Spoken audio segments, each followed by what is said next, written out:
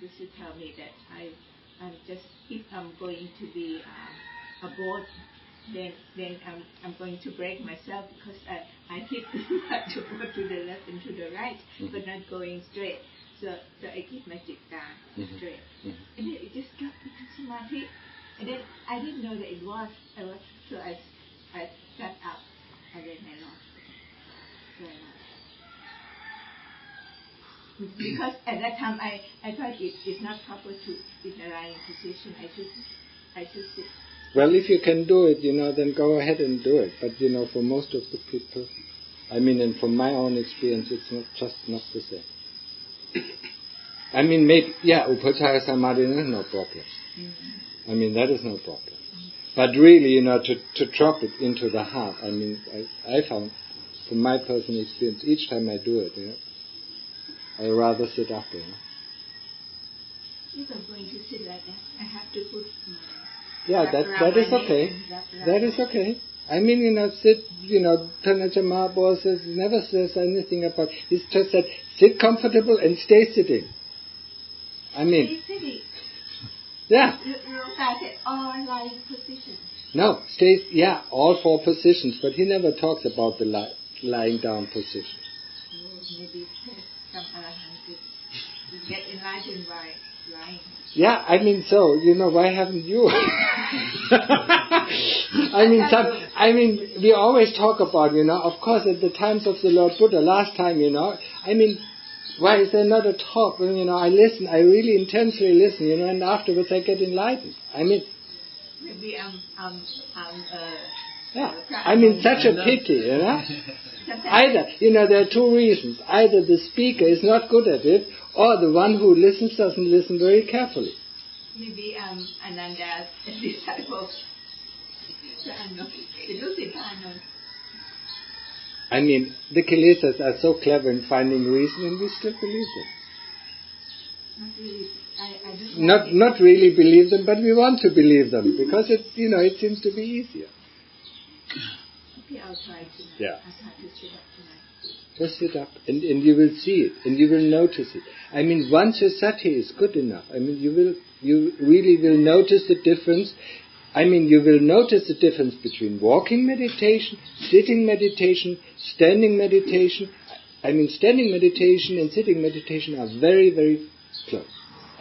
You hardly can feel any kind of difference. But between walking meditation and lying down meditation and sitting meditation, there's quite a bit, from the sati aspect, there's quite a bit of difference. This is what I wanted to ask, because the doctor said that I have arthritis in both my neck and my backbone, and so I have to need support on both. And he said that walking is even better than sitting, because at that time you won't receive the weight as much as when you're sitting.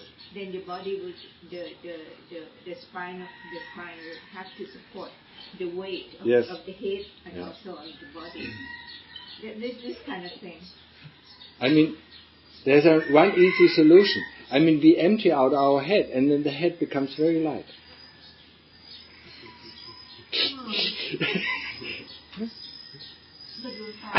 All this is all energy. When you're thinking about, even if you have a lot of thought energy down there, it just weighs down your head. Very allows me to. But still, I don't like it. It's like, what? This is the one thing that is my hindrance. Because Runta has allowed me to lie down. But, for your arthritis, lying down is not, it's just the same thing as sitting. Yeah. Arthritis and also osteoarthritis. Yes. That's right. They have two. Then walking is better. But there's another solution you can try out. Try to go through your body. You will feel the arthritis, and then, if you have powerful concentration, just go there and look, and loosen it up. The power of the mind is endless. You can loosen up, just going through your body with your concentration, with your sati. To loosen up a lot of things, a lot of tension. I mean, if we don't have to really do, physical work sometimes, when we're walking, that's okay. I mean, then stretching this and stretching that. But when we're sitting, there's hardly anything, that becomes so tense. Except for our thoughts and for our karma that makes us tense. So we can loosen it up. And if you have some spots in your body, I mean, you go there and you will see the karma that created that tension. It's not tension, it's the... Or you can call it residue, or whatever. No, it has, because the tension usually comes from tendon or from muscle. But this is the bone itself. Yes? The bone. I mean, the bone comes from where? From karma. Oh yes, of course. That's why many of you taught me to yeah. I mean, try it out. Even in the bone. I mean, you can do a little bit. I mean, I don't say you can heal it, but if the power of your mind is pretty concentrated, I mean, you can do more than you think. And don't give in. I mean, just don't believe that you need a doctor. I mean, what did Lumpu Man said? That I'm the doctor. The medicine is Dhamma. But this is not the intent, but it's the decrease of the... Of course, there is a decrease. Of course, everybody of us gets old. And even Lunta cannot, cannot get rid of, the decrease, or what is it called, the ceasing of his body, or malfunctioning of the body. I mean, but he's able to keep it alive, if he would wanted to. Because his death was about 10 years ago, or 12 years ago, his normal death. So he extended it already. And that is for us not normal.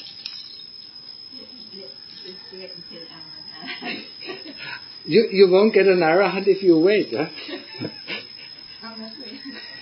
I mean, practice is, and please believe me, and that is so difficult. That's why I know it is so difficult. Huh? I mean, first of all, we have to swim through the fires of hell, or swim through the fires of pain, or discomfort, to overcome discomfort. So we always stop whenever there is something discomfort. And that is the kilesas that bring up this discomfort. Hello, I'm here. It's time to stop. And we say, yes, my Lord, of course, yes, my Lord. If I'm going to sit on, I break my neck, or I break my legs, or I break this or break that, or I'm ruining my body. And then we get up. And the kilesas have a laugh in the background. I say, see this stupid fool, I mean, he constantly follows me. And that is really, I mean, I cannot really emphasize it too much, That is what is really bringing us, keeping us away from result.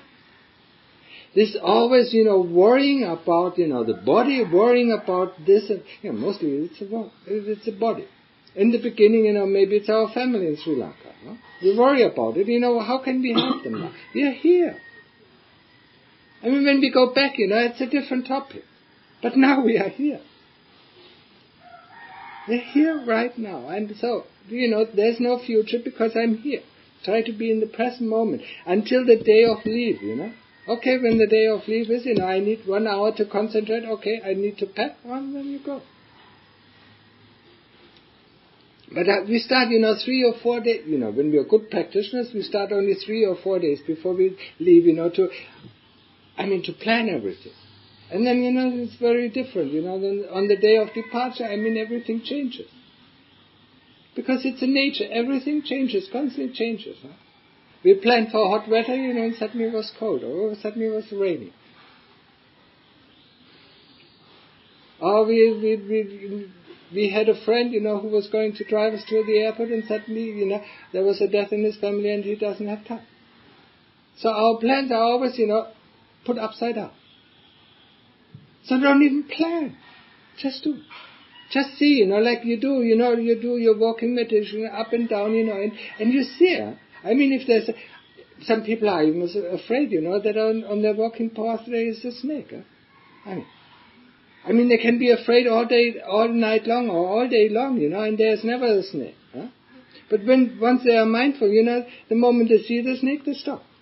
I mean, stop. Let the snake pass by. Only if you're not mindful, of course, things can happen. Don't plan. I mean, just be here right now.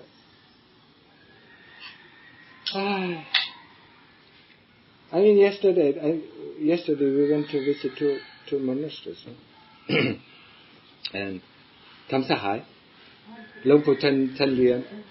Yesterday it was very funny. I mean, he was talking for an hour or for an hour and a half, and he said some interesting things about the monks, about this, our situation. He said, actually, it is said, that the Buddha Sasana or that the Buddhist religion will last for 5,000 years. But I think, when I look around, I mean, it just stops right now. I mean, there's nobody interested in really doing practice.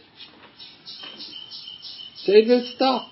I mean, and why is it so? He said, look at the fields outside, they are so dry because there's no water. And look at the monks, they're flooded, they're really drowning in the water. But in what kind of water? In Coke and coffee and so on. And, there's so much of it. So, and then they have their telephones and so on. They go too long with their phones and they go too long with a lot of people, and then, I mean, it's not too long. Going alone, going by yourself. And then he said, sometimes they take a novice with them, and they go in the forest and they think that is too long. And then they ask the novice, pick me these fruits and pick me that thing and pick me that thing, because I mean, that is not too long, practicing. Practicing is normally too long, you eat in the morning and the rest of the day is water. I mean, you don't worry about these things. Only thing you worry about is that your chitta doesn't go out. But that doesn't happen anymore. They also said some interesting thing that, before that, when practicing monks went out in the forest, the animals came around them, gathered around them. But now he says, the moment an animal sees a monk, they run away. They are so afraid of the monks because their chitta is so bad. And even the devas, he said, they're laughing it's a laughing stock for the devas, the monks. What kind of practice are they doing? An interesting thing he said, I mean, sometimes I think even the devas, are losing their moral principles, huh? That was interesting. I mean, even they pay bad tricks. I mean, they go against the morals. Following the people. Yeah, following the people, we do have quite an influence. They see what we do, they see what we're thinking. Don't think, you're alone anyway. I mean, they know what you think, huh? I mean maybe because if you're bad, then the bad deva stay with you, and the good deva will drift away. Yeah, but if there are no good people, where do the devas retreat? I mean, it's just like you're still in a village that becomes bigger and bigger. There are a few good people, but the more bad people are coming, even the good people turn into bad people. I mean, who upholds the morality? I mean, it's just us, huh? I mean, morality is a must. It's not an option. I mean, keep your silas, no matter if the others are around you, do it or not. Don't look, I mean, if he can do that, I can do it. No, that is not the right way. I mean, even the monks have to be very strict with their vinaya. I mean, it is our vinaya, it is our moral precept. I mean, don't look at all these rotten monks, who do this, who don't do this. And get your justification from that. Okay, they do it, they can do it, so I mean that it shouldn't be too wrong. Huh? Of course we know it's wrong. And that, of course, even when we are lay people and do not keep our moral precepts, or when we are monks, even monks, when we do our samadhi, all these faults are going to pop up, and disturb our samadhi. This have I done wrong? Oh, this have I done wrong? If you keep our precepts, we don't even have to worry about these things. Right? So please, I put it into your heart, please keep it. And this luxury, and these telephones, and these videos, look at it, we are over-flooded wherever we go, even in the primitive villages, there are TVs. TVs and videos and so on, and the monks, who live in this area, the lay people also give them the same thing. And so, and what kind of monk would be interested, in practicing if he can watch TV all day long? Huh? And if you constantly has, this up and down, this fruit juice and this coffee, and whatever he wants, huh? Why, there's not enough dukkha, for us to practice, to go through the difficulties. That's why we say, oh, okay, now it's difficult. Let's first have a coffee, huh? Or let's first have a Pepsi or Coke, or let's eat something, or let's go to the toilet. And then we drink something, or we eat something, and then, okay, yeah, now I'm sitting. And then we didn't have accomplished anything. They're coming up a hindrance in our practice, and that's what we have to tackle. If you drink your Coke or coffee, or go to the toilet after you tackle the problem, no problem. But first, first get the naughty kilesas out of the way, until you feel free, and then that's it. But don't take the excuse, no, okay, now it's too hot, I need to take a shower. Then experience the hotness. What does it mean, hot? There's water pouring out, yeah, so? I sometimes sit, and my whole clothes was completely soaked. What does it matter, if I'm concentrated, it really doesn't matter at all. And you don't feel the heat, it's the same thing with the cold. Where is the heat going on? Just look it, just investigate for yourself. Investigate heat. And when you have the opportunity, when it's sometimes cold, investigate cold. What is cold? Oh, no, I need a blanket. I need this, I need a fire. I need a hot drink. Because it's cold. First of all, what is cold? What is the experience of coldness? And then investigate for an hour, or for 2 hours, or for 3 hours, until you really see what is going on. In terms of, primary actions. And you will say, there's nothing that you really have to do. It's just, everything is happening on the surface of the skin. It really doesn't even touch the bone. It doesn't touch your flesh inside. Even the heat, it doesn't touch you. The heat is not boiling up.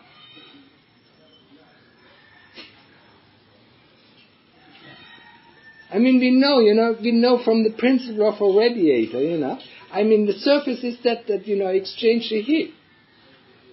Well, why should we be different from a radiator? Huh?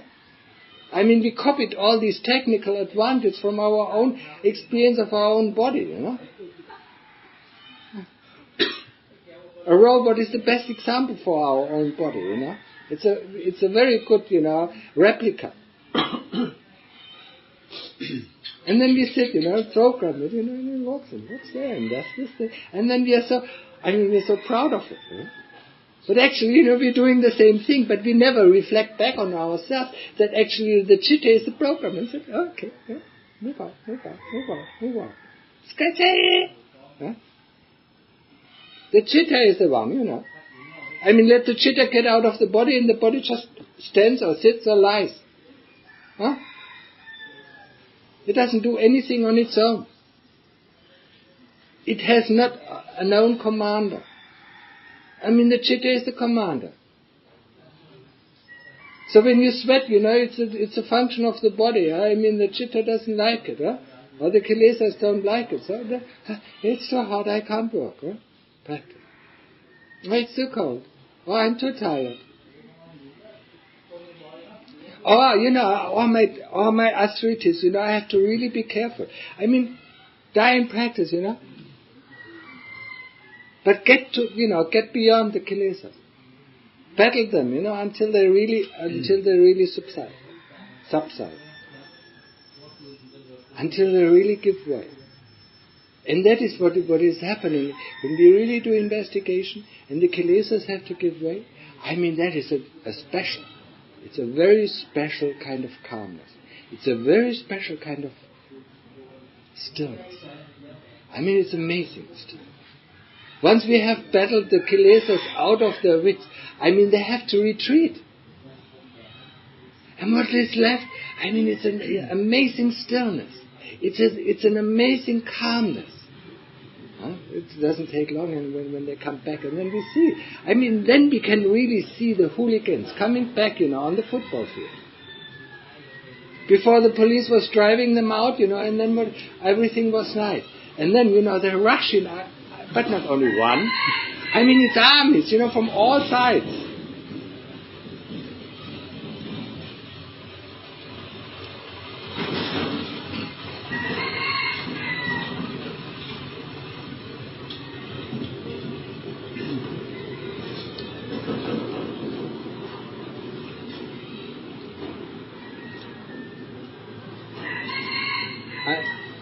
I can understand, the frustration of teachers, of good teachers, of Kuba Acharyas, of venerable teaching masters. I mean, with their looks, I mean, they stop wherever, the moment they got, to a very important point, they stop. And then the next day they go on, and they do that for 10 years, and they think, they've done practice. No. I mean, they stop always at the same point.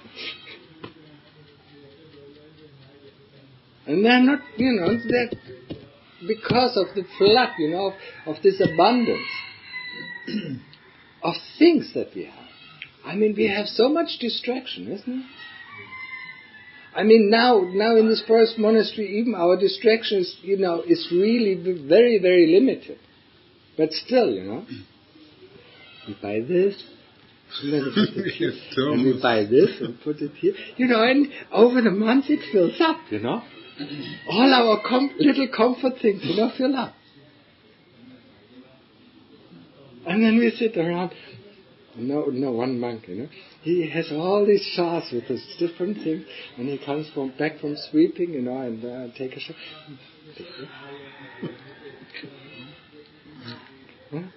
I mean, why should we practice, And after, eating all these medicinal stuff, I'm so tired. just go to sleep. And the next day I wake up, I go and Pinapa. So where's the problem? A monk has such a comfortable life. I mean, it's amazing comfortable. It's so too comfortable. Once you really go on just by yourself on too long, you know how comfortable, it is. There. I mean, whatever gets in your volume, that's what you eat. I mean, you don't have a choice. Sometimes I didn't have a choice. I mean, I get a half bowl full, and that is, that's all what I eat. If I get more than a bowl, I can select. Sometimes I get only rice in my bowl. White rice. So then I eat white rice with water. And you can live on it. Or for 1 day, for 2 days, for 3 days, I mean. Of course, it does something to, to your digestion system. I mean, it stuck there. But, what the hell? That is what is a monk broken to do. Be satisfied with whatever is given to you. And then he works on that. And then he works on his longing that he actually wants, I mean, some people, he give them only vegetables, but, his mind is on meat. Why don't they give me meat, And some people are, are really, they don't like meat, and always, all what they get is meat. I mean, where's my vegetables? I hardly can see the vegetables. I mean, that is a training that was laid out by the Lord Buddha. So, I mean, not vegetarian or not meat eaters. I mean, just whatever gets in your bowl, that's what you eat. I mean, it's food anyway. I mean, either meat, it comes from the earth. I mean, it has all 4 elements. Vegetables has all 4 elements. So what the hell? And your body is out of 4 elements. It's the earth element, it's the water element, it's the fire element, and it's the earth. It's the air element. Huh? I mean, in the food it's the same thing. So what the heck? I mean, you just replace the element that is necessary in this body. I mean, if you need too much energy, that means you need a lot of fiery food, to get back the energy. Huh? If you don't use any energy, I mean, you just need to replace the water, and so on. Yeah? I mean, all the fuss we make about the food, you see. I mean, in the kitchen, the tray. And then some clever, I mean, I hope I don't see it, with you guys. I mean, some clever people. There was one. Some clever people then, they see the guy. Pop, pop, pop, pop, pop, pop, pop. Put them. No, now you come on. Oh, you see the good morning. Yeah, you see the I mean, what are we? Are we animals? Huh? I mean, we are considered to be human beings. I mean, who have a rational. I mean, that is our strength, especially when we come from the West. We have a rational mind. We can deal with these things. Huh? It's just food. I mean, all what we need is to get filled up, no? I mean, it's a long training, I know for myself, it took years, Oh, I want this, No. I mean, and then you eat this, you eat whatever is given, Sometimes, when I didn't want the food, that is dished out, because that is mostly more delicious than what you get on Pindapad. So I said, no, I don't do it. But then I look, in the, I happen to look in the bowl of the other. Oh, I want it. No, you eat that. And then after I eat, so are you full? Yeah. Okay. I mean, it doesn't really matter with what kind of food you are full. Huh? But we only eat for the taste. So you do that day in and day out. You really contemplate food every day. What is it? What is it necessary? Why do I like this and why don't I like this? What does it taste what I don't like? What does it taste what I like? I mean, it comes down to 7 tastes. Huh? Salty, sour, sweet, and so on. Huh? Oily. That's it. I mean, separate them out. That is part of the investigation of the body. Separate it out. Huh? What is it? Now this one is more oily, this one is bitter, this one is sweet, this one is sour. I mean and it's always a combination of it. So why can't you like this one? I mean, just then take the one that you really don't like and eat it and taste it. And then find out, And the moment you have sati, I mean, the food doesn't really taste anything. I mean, you don't like it or you neither like it or you dislike it. I mean, it's just neutral. But the moment sati is not there, it's not neutral. Wow. I want more of it. I want more of it, more of it. And you eat something, and that makes your stomach upset. And that is most of the problems. Huh? Or if you realize in meditation, I mean, you eat too much, okay, cut it down in half. Huh? Okay, let's see, how, I mean, eat only half. I mean, that's so difficult, isn't it? We have the idea just to eat half, and then we see, we see it already, and then say, tomorrow. I mean, tomorrow, maybe today is so much delicious food, let's do it. No. Food is the most important thing, and it's the only pleasure that we have in this kind of monastery. Huh? And that's why we all dive in. I mean, you have to practice, and I tell you, it's not easy, Even if you practice it day in, day out, you will find yourself sometimes, where you're mindless, running after the things, huh? I luckily caught myself, before I put it in my... what are you doing, huh? Back. If you're not constantly mindful, if you're not constantly aware of what is going on, I mean, you just put it in and then you ask yourself, sometimes where the hell did that come from? I didn't want that. And then you take it out. I mean, that's, when you look, when you ask, what is blindness or what is delusion, I mean, that is delusion. How did it happen? I mean, before I, open my bowl or dish, whatever it is, I didn't want that. And suddenly you see, hey, how did it come on there? Because of, no, not because of karma, because of your delusion. Well, karma, yes, because of your habits.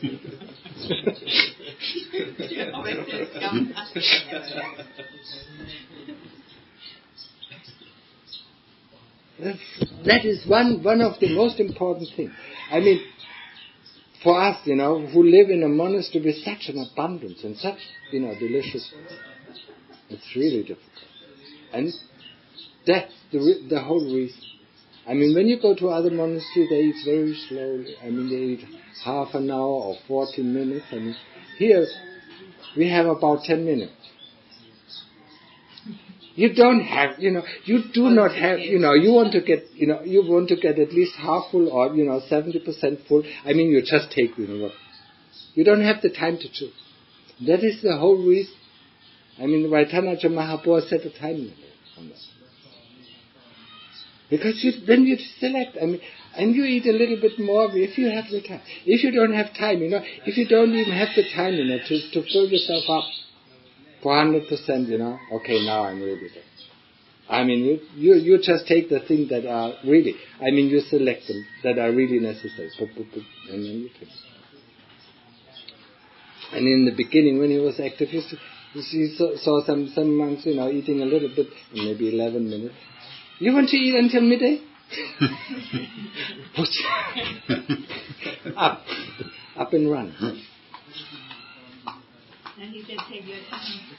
Now he says, takes our time because he doesn't eat anymore. I mean, he eats 1 or 2 bites. Huh? And that's why, some of them, not all the monks are eating there anymore. They have here a place, there a place. Sabai. Because they don't want this, huh? But it's a training. It's always a training. I mean, Tudong is the best training for this. I mean, you just go in a poor village and, just eat what you can. And you will see you can survive for months on that, because the villagers survive for years, I mean, it's just their food, And most of the time, if they cherish you, I mean, they even give you the better part of the food. You learn how to share among yourself too. And you learn to share among the monks too. Yes, of course. I mean, normally, if there are 3 monks, you come together and you put it all out and then you let, No, and then sometimes only 1 banana and you just yes. into 3. No, that doesn't happen, I mean, there are hardly any monks who do that. I mean, you get, you come from Dindapad and you get pretty good food, because, of your paramis. So, and there are some senior monks, so you put it out and everybody puts it out. And so the senior monk takes first, he takes all the delicious food in his bowl, and you get just the leftovers. It's practice. I mean, it's wonderful practice. Went to the senior. I mean, I've got, it is I've practiced Tudong for so many years, huh? I mean, I've experienced it all. I've been, with senior, because I've seen people, doing sharing, and some people, just, I mean, they just cannot control their greed, huh? Okay, so you see it and you feel pity for them. I mean, they have much more pansa, they have much more experience as a monk before you, and they still can't let go. I mean, if Lumte has good food, he passes it down to his younger monks. Because they are the ones who really, who really don't have, yet, it's some sort, so he gives the better food to the younger monks. Huh? I think so, yes. He watches his monks very good, I saw them yesterday. I mean, he has a good grip on them. And you see that, they all look very scared and very frightened. I know. So he's a good cat. I mean, he's a good tiger. I mean, and that will keep will just keep the monks in a bay. If the tiger is old or if the cat is old, I mean, we know the mice are dancing on the table. You didn't have time to talk Dhamma with him? Yes, of course. I mean, he talked Dhamma with me. You know? Oh, yeah. And he seemed to enjoy it as well. Yes, because there's not so many people that he can talk to. I mean, 1.5 hours, huh? Oh, And then he showed me this, I'll go there, and go there, and just look at that, huh?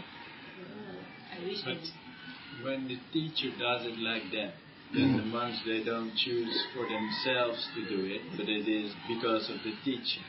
Yes.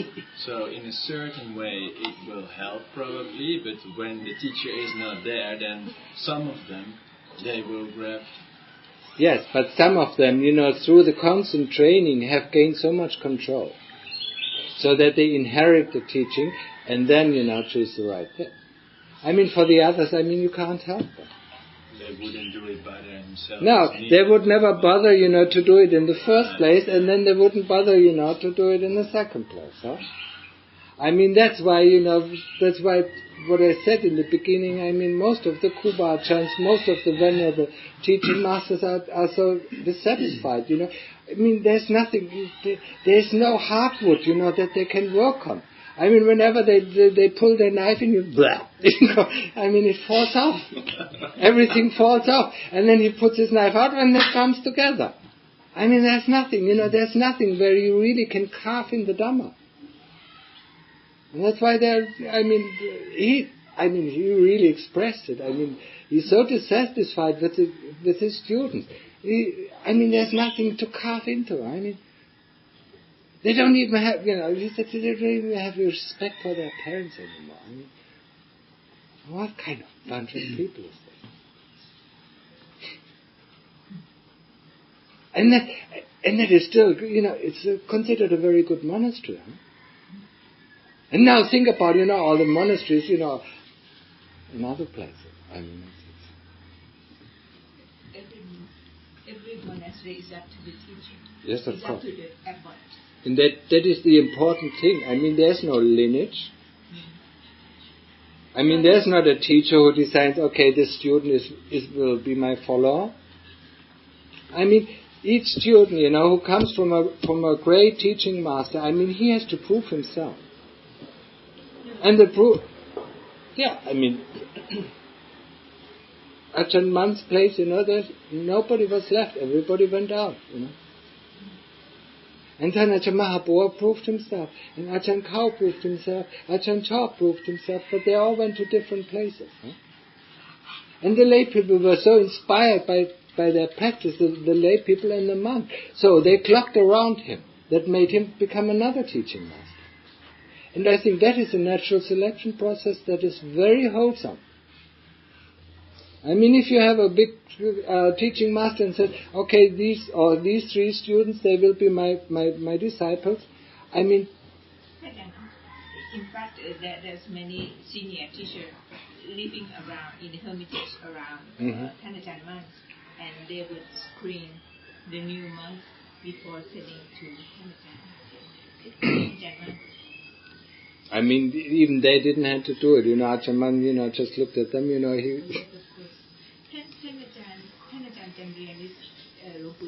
Yes. He told me.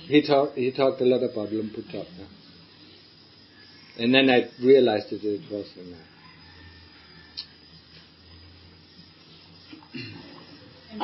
So, and it all boils down not to be willing to face any kind of difficulty. Whenever we stop, be it now in samadhi practice or be it in an investigation, we come to a point where we feel, and sometimes we have a feeling, it just doesn't work. Be alert, what the hell doesn't work? The kilesas are going to interfere with it, that's why it doesn't work. One thing, in samadhi, the mind kind of, naturally comes out of it. Yeah. I find it quite difficult, push myself to be seated for a long time. It's kind of, then the pains of the body comes back, So should I go on sitting or, because it's... when you come out of samadhi, in the beginning, it always depends on your determination. If you determine to sit for 3 hours, then sit for 3 hours. And then after 3 hours, if you can realize, you can sit longer, then make another determination. Okay, I sit longer for an hour. And then don't go back on it. But, if your first determination, okay, then you can get up, and make a change of posture, do some walking meditation, and then go back to sitting meditation. But the longer it is, the more fruitful it becomes, because the longer the time, the difficulties come. Earlier I used to do this determination, Bhante. I'll sit for like 2 hours or so. I was in Myanmar at that time, and kind of it got into from one thing to another. I felt that I was trying to control my mind. Yeah. And the samadhi went really deep, but then it all went wrong. Kind of like what we call Mara attack. Yeah. And then after that, I got really bit. My mind is not into determination, just let it happen by itself, kind of thing. So, for myself, determination just works the opposite. But that depends on people. If you get the Mara attack, actually your determination worked. And then Mara, really messed it up. See it, I know for myself, it just doesn't work. It just brings the opposite effect. But that is really dependent on the character. For some people, but you have to test it out. And I didn't test it out only once. For a few years. And I saw, it has negative effect and other things have much better effect. Never go with the first experience. Never go with the first test. You have to do at least 10 tests until you know in which direction it's going. And then do another 90 tests, and then with 100 tests, your experience will tell you it's okay or not okay. So now coming back, we were talking about the first part of body contemplation when we are here in the monastery, full. The next thing is, take every kind of simple activity we have around our body to contemplate the body. Sweat. Then contemplate the sweat. Heat. Contemplate heat. Breathing problems. Contemplate breathing problems. Whatever the difficulties the body gives you, contemplate them and understand them and feel them. Feel them in the way not to know them. Not to know them. That is yes. My leg is lifeless because I sit on my blood. That is not health. You can't, you can't sit in a way that you can cut off the bloodstream. There's no way. Why does your leg go numb? Because you sit on the nerves. And the nerves, the moment you sit, it comes back. You can't cut the nerves. And people are so afraid, when their leg goes numb, that they have to cut it off. It's not. If there's no blood, you won't feel numbness. It's the nerves that gives you the impulses. Huh? Senprasad, nah? It's not blood. Yeah, of course, it's very, it's very unpleasant. If the leg comes back to life, it's so prickling. It starts, getting life back. And sit through it. Experience it. You have to know your body. What is the body like? Know what it is like when you need to go on the toilet. And just don't run immediately. Sit for another hour. You don't need to go. You can sit another hour. And feel it, and most of the time it just disappears. It wasn't really necessary. The clear just brought it up. Okay, I want to change, huh? And that is already starting the body contemplation. Another very important part of the body contemplation is to understand that the citta and the body are two different things. This is especially important for us, to enter Sotapanna, to enter the stream. It's the third fetter, and that is the most difficult fetter. Because we constantly identify with our body. I mean, just think about your life. Think about your life. What are you doing? You're working for your body. You're working your butt off, to feed the body, to house the body, to put it to sleep.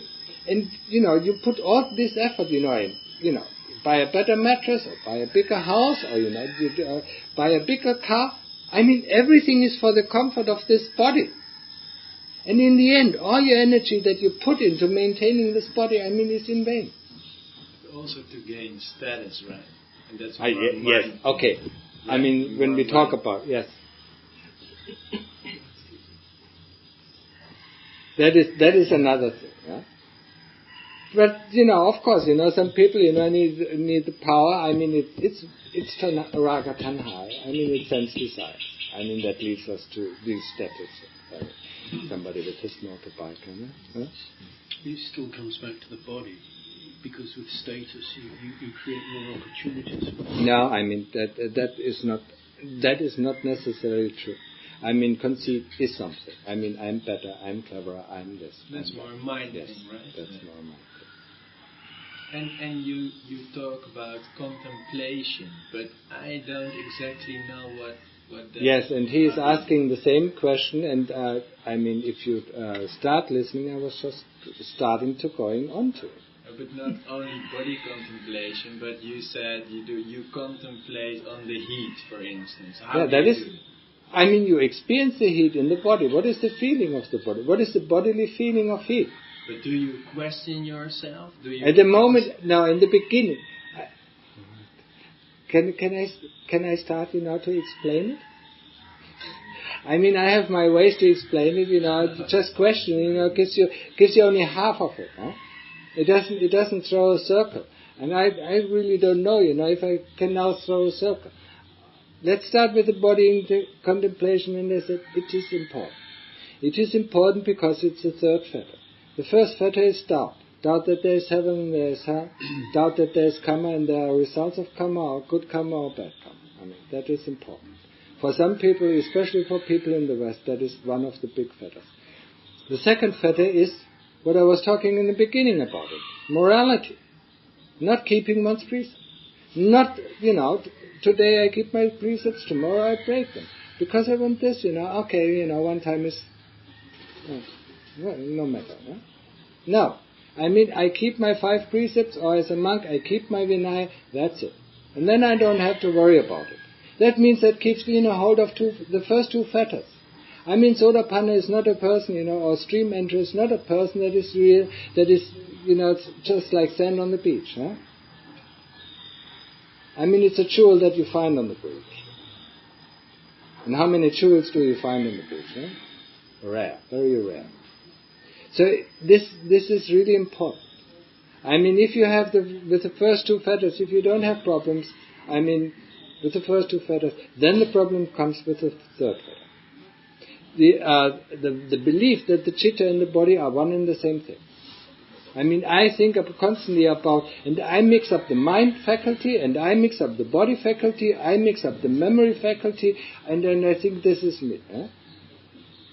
And we don't even have the faculty of chitta. Now that we come, here to this monastery, we learn of the faculty of the chitta. We never considered in our whole life that there was a chitta. We always considered us, me. And that is only the 5 khandhas that we identify with. And the strongest identification, of course, because we have to carry it around 24 hours a day, is the body. Wherever you go, you carry your weight with you. As long as you're overweight, and you don't have to climb the mountain, you don't care. The moment you're a little bit overweight, wherever you go, you have to carry this weight. It's 50 kilos to 100 kilos, for ordinary people in this world. And if you go to the US, it's probably more than 100. They hardly can walk anymore. They just sit in their car and go to the drive-through, stuff themselves up,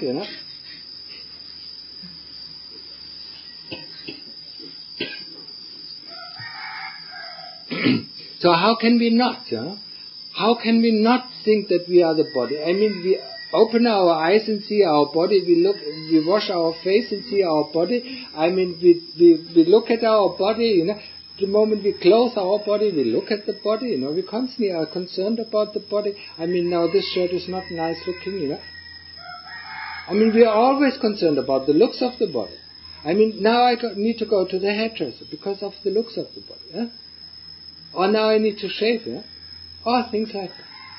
Most of the time it's just for the looks of the body. And then you think you don't identify with this body?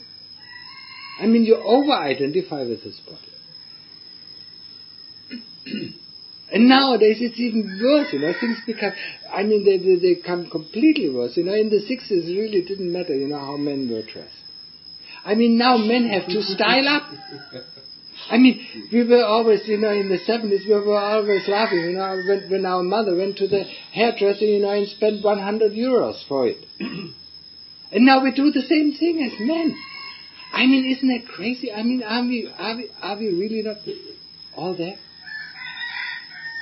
What for? I mean, so that we nice smell or nice look and things like that. And for what? For one reason only. Raga, tanha, sense desires that we attract the other sex. That's it. And there we put all our effort. I mean, all our money flows into that. Or also status, or in your work. I mean, what is the status is the same. To get attraction from other people. Yeah, okay. But not only women. Yeah, not only women, but I mean, power is the same thing. I mean, why do people go into power? Or why do people get into a high position?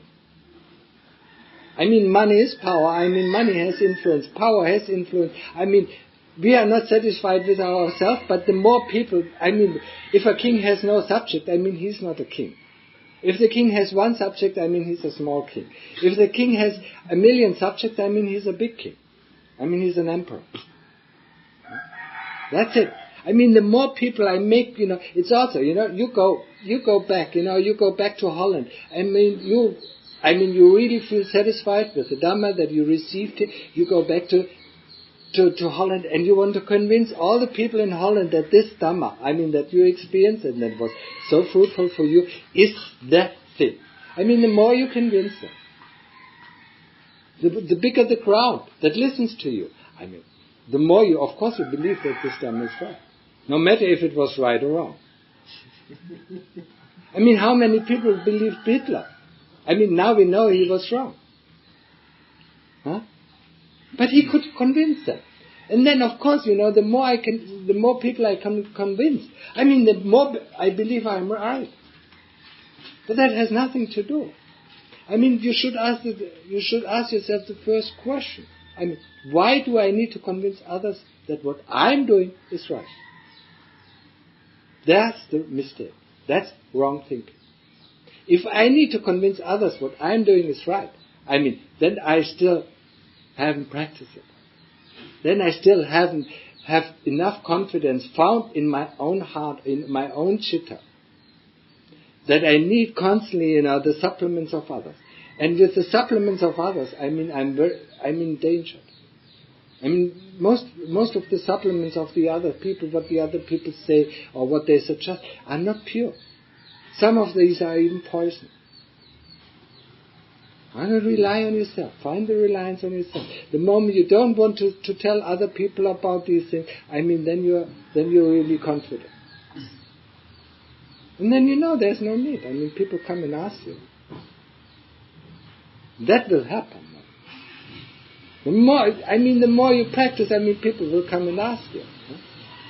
What do you think? If I never practiced, you would. I mean, after 5 minutes, everybody, would go. Listen to me. Yes, and then you make these things up. I mean, then you need your books, then and then you find some interesting stories, about other people. I mean, you present them and so on. So, the third factor is the most important thing, and that is the contemplation of the body. Now we have to understand, the body is not me. Anatta. It's not me, it doesn't belong to me, it's not myself. I mean, I'm just happened to be born in this body, and I'm just happened to die in this body. Now I want to find my way out. Now I really want to see it. I really want to see it with my inner eyes. In other words, I really want to experience that the chitta and the body are two different things. And that is quite an undertaking. This really you have to experience. And sometimes, not only one time, but 10 times or 100 times, until it really sucks in. And once it sucks in, you know it. There's never any question, then you really don't care about the body. Huh? You don't make any fuss about the body once you know that.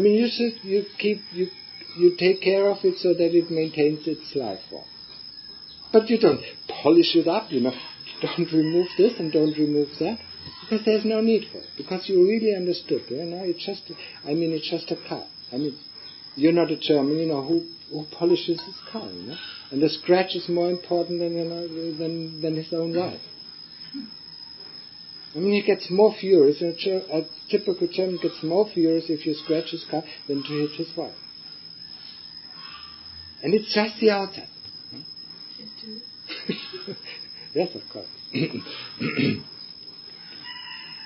So we really have to understand. In the sutras there is actually one example given by the Lord Buddha. And if you can practice that means you sit down. You take bits and pieces of your body and put it in front of you. Until all the parts of the body are out there.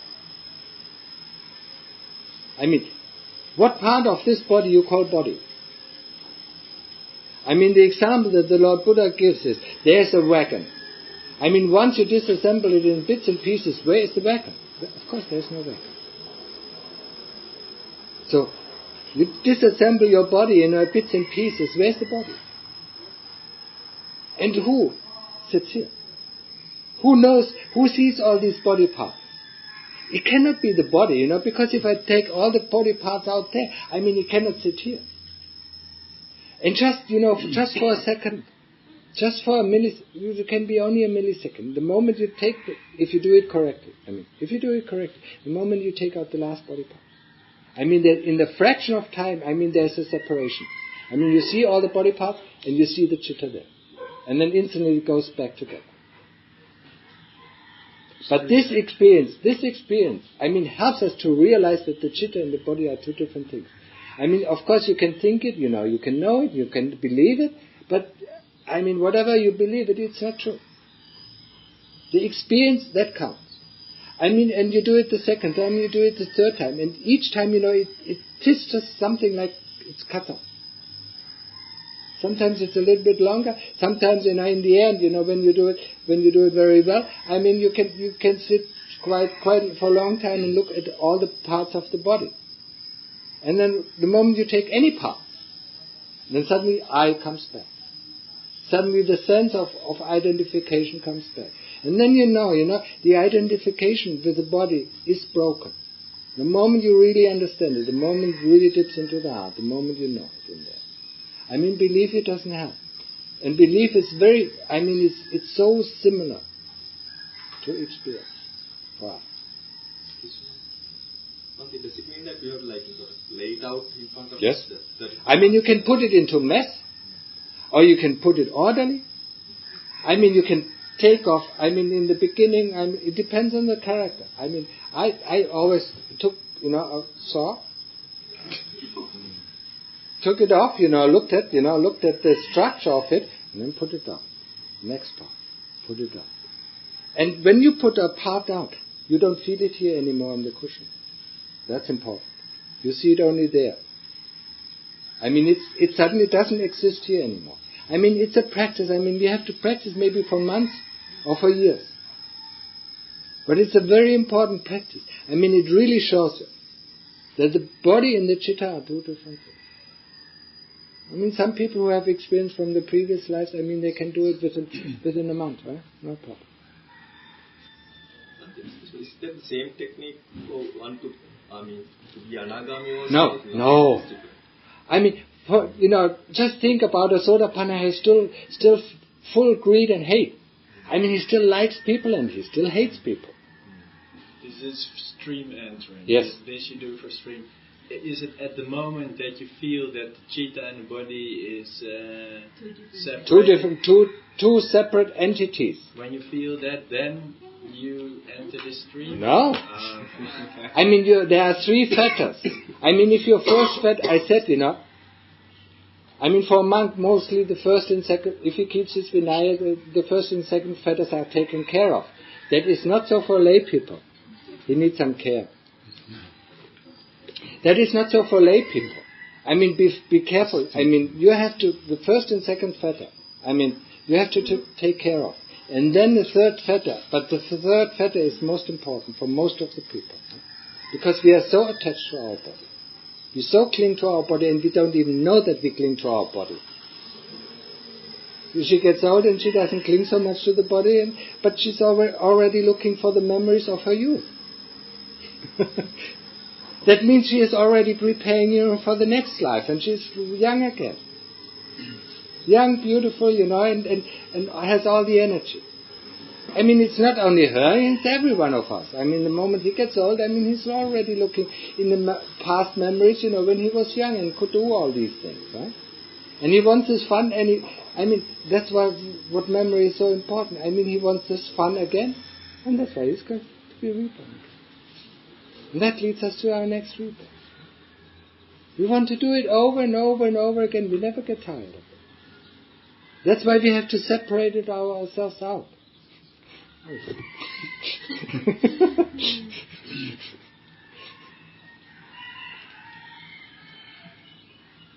That is one, to overcome greed and hate. You really have to do the loathsomeness of the body. Greed is likes. Hate is dislikes. So, the body contemplation helps us to bring up a lot of dislikes. Why dislikes? It's much easier to deal with them. That's why we learn, for most of the people, 90% of them, they have to first to deal with their dislikes. And with the dislikes, bringing up the dislikes, of course, a lot of anger comes up. And then people see it, okay, there's so much anger coming up with this method, that cannot be true. We should get rid of anger. No, just with everything. We have to understand what is anger, what are unpleasant feelings, what is hate, what is dukkha. We have to swim through the anger to overcome anger. We have to swim through fear to overcome fear. We have to swim through dukkha. Or we have to swim through the fires of hell. That's how. To overcome hell. And the Sotapanna has overcome hell.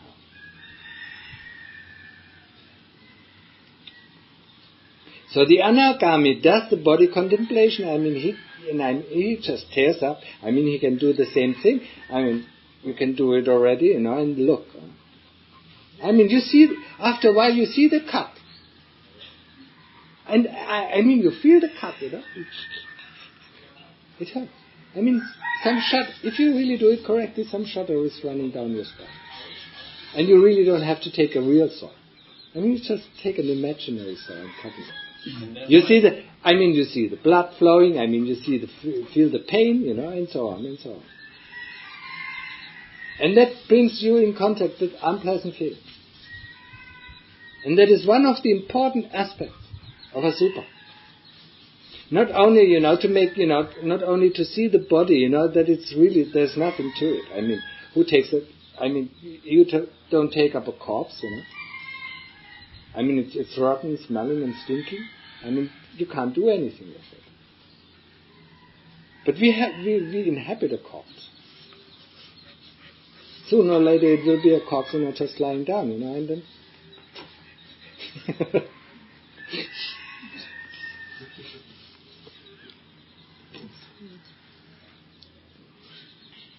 The next part of it. Once we can deal with unpleasant feelings, the most unpleasant feelings, you have to dig and dig and dig and dig and dig until you can stay with the most unpleasant feelings. First of all, you have to learn to stay with these unpleasant feelings. And then come your questions. First is the experience of it. Then ask yourself, then, once we can really comfortably stay with any kind of pain, we look, what is pain, where does it actually come from? Where is it located? How does it feel like? And why is it always that I'm run away from it? Whatever kind of questions you have, then you can ask. And then the kilesas will give you the answer. And then you have to be alert. Then you question the kilesas again. And what does that, my dear friend, mean? Or what you're talking about? Explain it a little bit more clearly. And then the kilesas will answer. In the beginning, it's a very quick answer. Huh? And the longer you question the answers, and the more you bring them out of their wits. Then they have to find, very abstruse answers. Until there's no answer more coming. And then it's the same thing, suddenly. The kilesas you have outwitted the kilesas, they have to leave the ring. The boxing ring. And you're a champ. And that feels great. Well, is it that question, why is it repulsive? Is it that? Yes. That is one of the questions, but you have to, there you really have to use your intuition. That's where you really have to use your mind, your thinking, capability to ask the right questions. And never to believe any answer. Never ever. If you believe one of the answers, the kilesas fool you. Sometimes when the mind sees it's really loathsome, it kind of contracts. Mm-hmm. And then, waits and, doesn't kind of think again for a while. And then, is it natural, Bhante? Is it?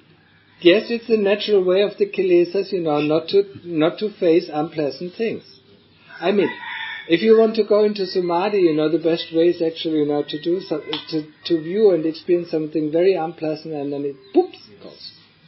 Kind of like but you should not do it, because that will give you the habit. The moment something becomes unpleasant, that you go into samadhi, and then you will never understand what is unpleasant. So that the second part of the asubha practice then becomes, okay, once we deal with unpleasant feelings, once we know where they're coming from, and you will find that they come always from the same thing. I can tell you, but it doesn't really matter. You're just stuck with the answer, and you will not see it for yourself. Find it out for yourself where it's coming from. What is the reason of our dislikes? Then come up with the likes.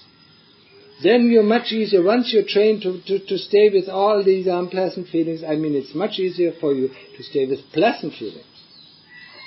Don't think that you can stay with pleasant feelings. Instantly you have a pleasant feeling. Just a blip. Your mind is going up. How can I get more of it? How can I prolong it? What was the situation to bring it up again? And then you plan already your future, to get that feeling that you don't even know again. Because instantly you feel it, and instantly your mind goes off. Isn't that amazing? We think we like so much the pleasant feelings, but our mind, just the same way as with unpleasant feelings, it's off the road. It's already, in another world. Of planning, constructing. Unpleasant things, just the very same thing. What do I need to do not to see this guy again? If I'm cruel, I just, kill him off. Huh? But for us normally rational people, we will find another way. Sometimes we really have to move the company, go from one company to another, or move, from one street to another, or from one city to another, to get rid of these people that we don't like. So, then stay with pleasant feelings.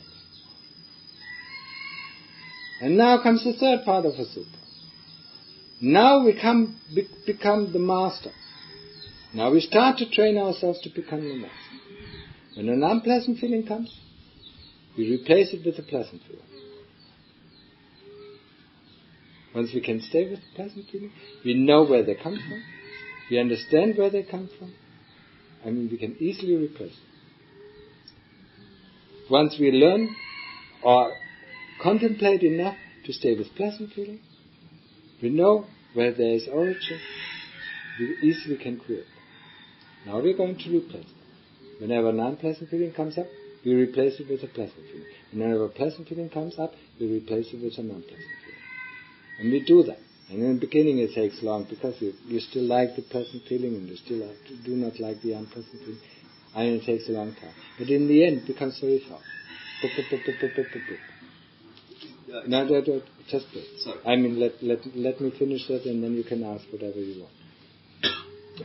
I just tell you the end of the way, until the stage of anagami.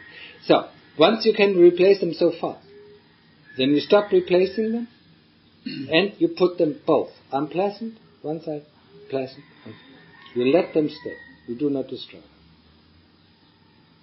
You let them stay at the same time. And then you can walk through the middle. And that is the end of greed and hate. But that is not easy. I mean, just the replacing of things is not easy. Because you always feel you still like them, so you stay longer, or you don't dislike them and you stay short. I mean, they have to be evened out. I mean, everything has to, it's just like you have to put things into a balance. I mean, just think about your life. In all your life, you were running for the pleasant experience. So, I mean, the scale is way out. I mean, scale is way out of balance. Now, that is why most of us, bring up all these unpleasant feelings, because we were running away from them. Until comes up. And then we even do more, until we can't even see the pleasant things anymore. And then we start, replacing these things. And then we start to learn how to be in control of these, to become the master. And then, we put them, place them, and see for what they are. And once you can see for what they are, you can just walk through the middle. And leave greed and hate behind you. Because you have understood it. What is greed and what is hate? And nobody can teach you. You have to see it, you have to experience yourself. And for that, it's not an easy path. We have to stay through extreme unpleasant feelings. Extreme. But they're all in the mind. You will feel like you died, tenfold death. Afterwards, your body is still the same. Nothing to do with it.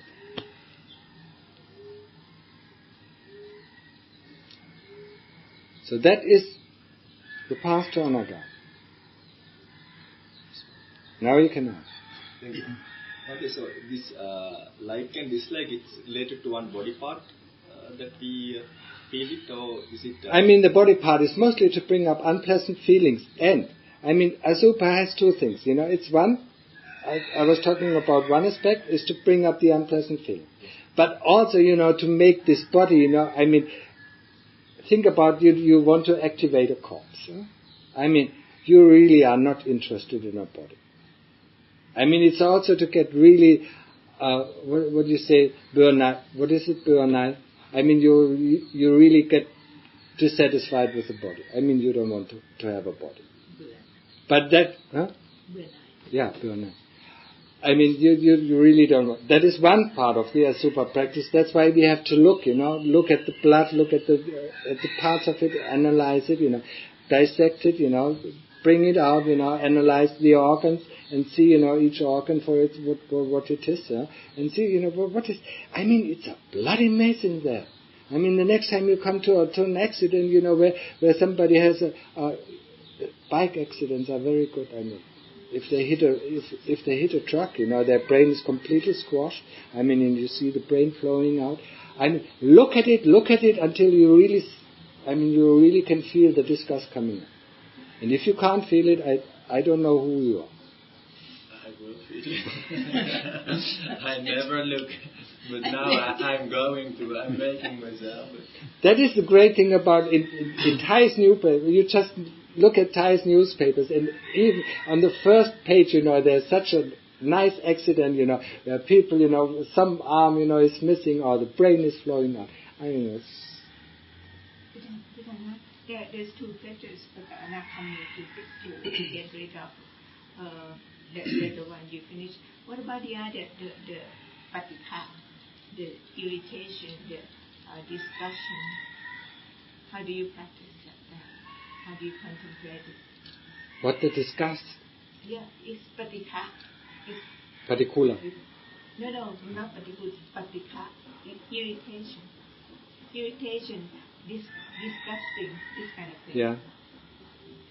Kind of, but it's kind of very subtle dislike.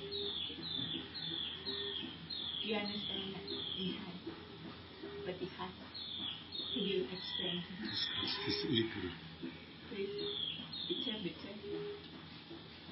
I'm trying to think about it, and at the moment there's not really something coming up. I really don't get, the point that you're talking about. If you think about it, just disgusting, it's just learning, to be with disgusting feelings. Even if it's then slight disgusting feelings, you learn how to stay with it. The body is never something, that gives you really pleasant things. I think this is something is finished with the body, but it's just that is still coming up, but that is the higher fetters. It's a mental dislike. Yes. Very subtle. Yes, that's what Thanacha Mahaprabhu talks about. When we have the mental fetter of rupachanas, because it's a pleasant or can also be unpleasant bodily feeling, and arupachanas.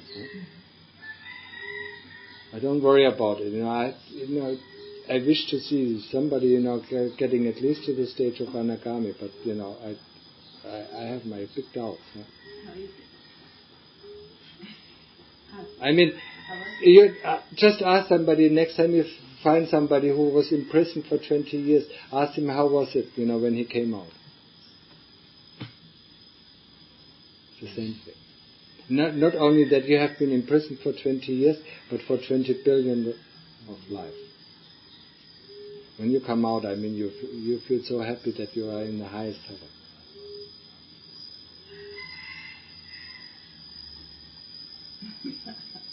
And you think it's it, huh? In the beginning, of course, in the beginning, the first excitement when you get out of prison, you feel so excited, you think that's it. Until you sooner or later find out, there's still a prison wall. But you don't get it in the first time. Never ever. I think it's the time when Tanajaman wrote the book Khanda Vimutti. Yes, that is certainly, that is a liberation from the Khanda. It's a liberation from the body Khanda. It's amazing. It's really amazing. Just ask any kind of prisoner who was long enough in the prison. He will enjoy the freedom. He will run around, wherever he can go. Until he met somebody, his own disciple, yes. who got ahead of him. And then, sooner or later you will hit the prison wall, and then you have not finished it. Well. But the progress from Sotapanna, Sappatagama, Anagami is very slow. It takes a long time. If your sati is strong, it can be very quick. Tanachani took only 8 months or 9 months. But he was in samadhi for 5 years. So his sati was extreme. It was so sharp. When your knife is so sharp, a tomato is really hard to cut. But if you have such a sharp knife, just the weight of the cut. You don't need any effort. But what took him so long is the mind khandha, 2.5 years. So that is much more trickier than the body. The body is really a messy work. Huh? It's really messy. It's really painful. It's really disgusting. You really have to take up a lot of things, and especially when you do it right. You know, when you do it right, you know there's always some anger coming up. The anger is much, much more present than it used to be. Don't ever think, you do the wrong kind of thing. Always take that as a sign that you're actually on the path. The more anger comes up, the better is your investigation, the more fruitful. Because who is presenting this anger? It's the kilesas who don't want to see the truth. The more you see the truth of the body, the more you make them angry.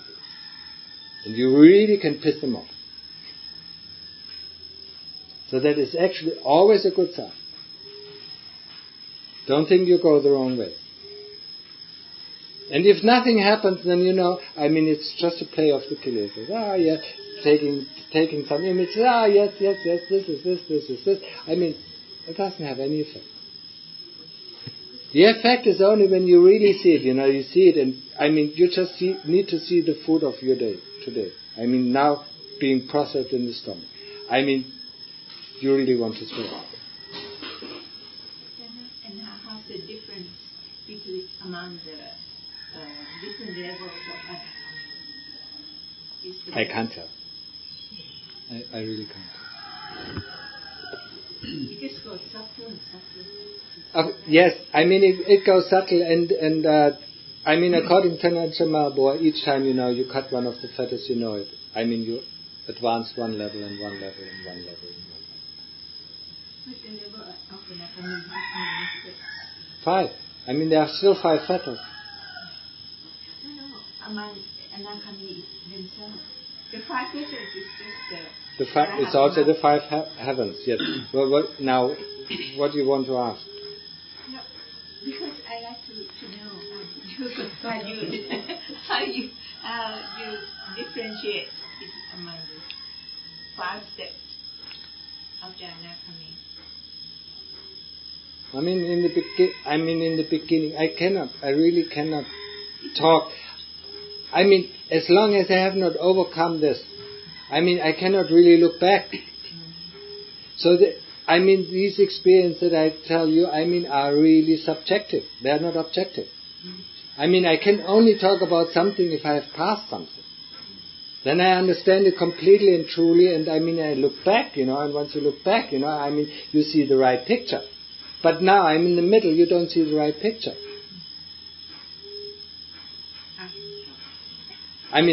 All what I can say is, it's my experiences, but my experiences are still, deluded by the kilesas. It's not. Of course, the further I'm up, the less deluded they are, but they still are. I still don't see the whole picture. I'm still not at the top of the mountain, so I can't even really see, Maybe there's some stone, there's still some peak, that blinds my view. How can I know? I only know it when I'm on the top. Then I know there's nothing, blinding my view. So it's difficult to talk about it. Huh?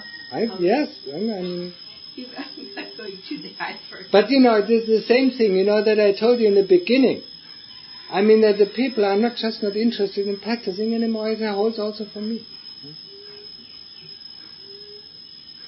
So that's why I forced myself constantly to go on Tudong. To really grind it down. And I took the most unpleasant sides, to be. Just to bring out the kilesas, I have to do that. I know what I have to do, to bring them out, because I'm quite experienced. But when I'm in an abundance, where I'm drowning in the flood of abundance of medicinal equipment, it's just useless. Why should it hold only for you? It holds for everyone who has kilesas. And it's not easy, that it's the same reason why Ajahn Mun, went into the. He was at the level of Anagami when he went for 10 years in the deepest forest in Chiang Mai, being himself, because he knew, he can't have anybody around, And I have you around, so how can I even progress? Huh?